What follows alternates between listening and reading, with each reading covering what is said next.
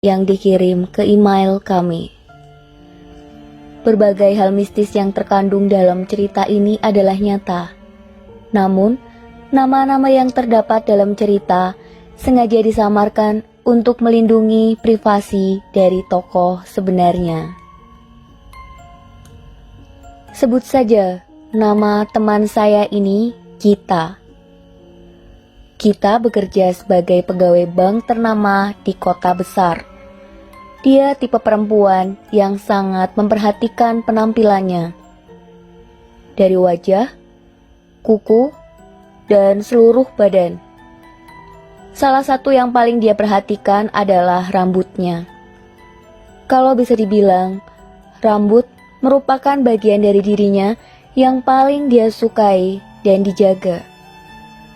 Jadi tidak heran jika dia sangat memperhatikan setiap detail-detail perawatan yang harus dilakukan untuk mahkotanya tersebut.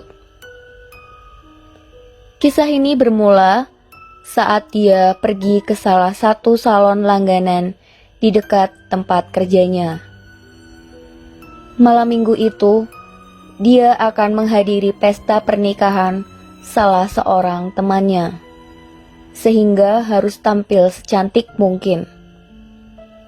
Sebagai pelanggan setia, dia pun juga sudah akrab dengan hairstylist yang biasanya menangani rambutnya. Untuk model kali ini, hairstylistnya mengandalkan hair attention dan sedikit warna rambut untuk membuat penampilan yang elegan. Kita sangat puas dengan hasil kerja sang stylist. Pesta di malam hari itu, kita bertemu dengan teman-teman waktu sekolah dulu. Banyak juga yang memuji penampilan Gita, dari pakaian hingga style rambut yang sangat elegan.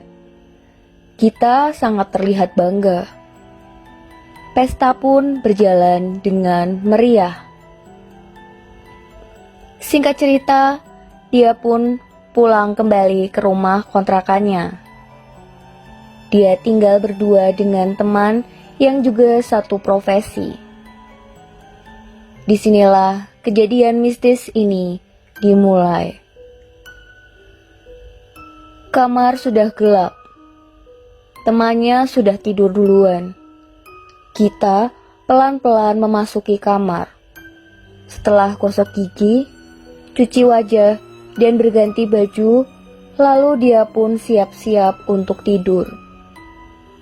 Kita memejamkan mata. Namun, entah kenapa dia merasa tidak tenang dan sangat gelisah. Ada perasaan tidak enak yang mengganjal di dalam hatinya. Seperti ada seseorang yang sedang menatapnya. Pelan-pelan dia membuka matanya dan sekelebat seperti ada perempuan yang berdiri di samping ranjangnya. Namun, saat matanya terbuka lebar, ternyata tidak ada siapa-siapa. Kita melihat ke kamar temannya. Ternyata temannya masih tidur.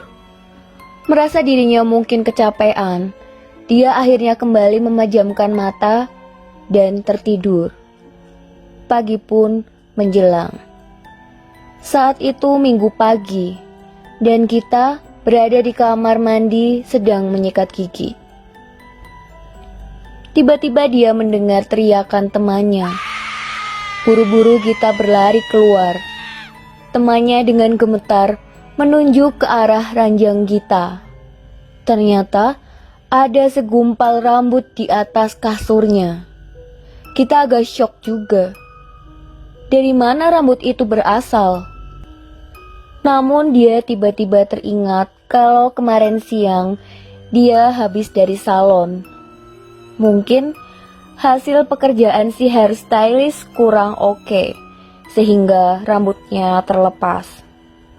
Buru-buru kita menjelaskan ke temannya. Barulah si teman itu agak tenang. Malam harinya, saat dia akan tidur lagi, kembali ada perasaan tidak enak. Tetapi kali ini dia merasa lebih parah. Dia tahu sebetulnya di kamar tidak ada apa-apa. Tetapi entah kenapa nalurinya berontak. Dia akhirnya kembali membuka mata untuk meyakinkan dirinya sendiri bahwa di kamarnya tidak ada apa-apa selain hanya dia seorang. Dan betul saja, saat dia membuka mata, seorang perempuan berdiri tepat di sampingnya. Kita mengusap-ngusap matanya, tetapi perempuan itu masih tetap ada. Kita sangat ingat, itu adalah bayangan perempuan yang dia lihat sekilas malam itu. Perempuan itu terlihat sangat tidak senang. Mulutnya bergerak-gerak, seolah-olah membicarakan sesuatu. Jantung kita berdegup kencang, dan badannya gemetar. Perempuan itu sangat marah. Tetapi suaranya terdengar seperti bisikan yang kacau. Kita tidak menangkap apa yang diomongkan sosok perempuan itu. Dan dengan sangat tiba-tiba, suara bisikan itu berubah menjadi teriakan nyaring. "Kembalikan rambutku!" Kita langsung terbangun. Sekujur badannya penuh dengan keringat. Waktu menunjukkan pukul 2 dini hari. Tetapi dia tidak bisa tidur sepanjang malam setelah itu. Mimpi tadi terlalu nyata. Dia mulai merasa ada yang tidak beres dengan rambutnya. Tetapi ada apa dengan rambutnya? Lalu dia pun teringat. Dia menggunakan sambungan rambut. Mungkinkah itu penyebabnya? Hari Senin pagi, kita buru-buru ke salon untuk meminta kejelasan ke hairstylistnya itu. Sang hairstylist tidak bisa langsung memberikan jawaban, tetapi berjanji akan mencoba melacak kembali asal-usul rambutnya itu. Beberapa hari kemudian, akhirnya kita pun mendapat jawaban. Ternyata rambut yang dipasangkan itu adalah rambut asli milik seorang perempuan. Perempuan ini sangat menyukai rambutnya dan merawatnya dengan sangat baik. Saat dia meninggal, ada salah satu anggota keluarga yang memutuskan memotong rambut perempuan ini untuk dijual, karena rambutnya sangat bagus dan panjang. Dan rambutnya itulah yang dipakaikan ke Gita.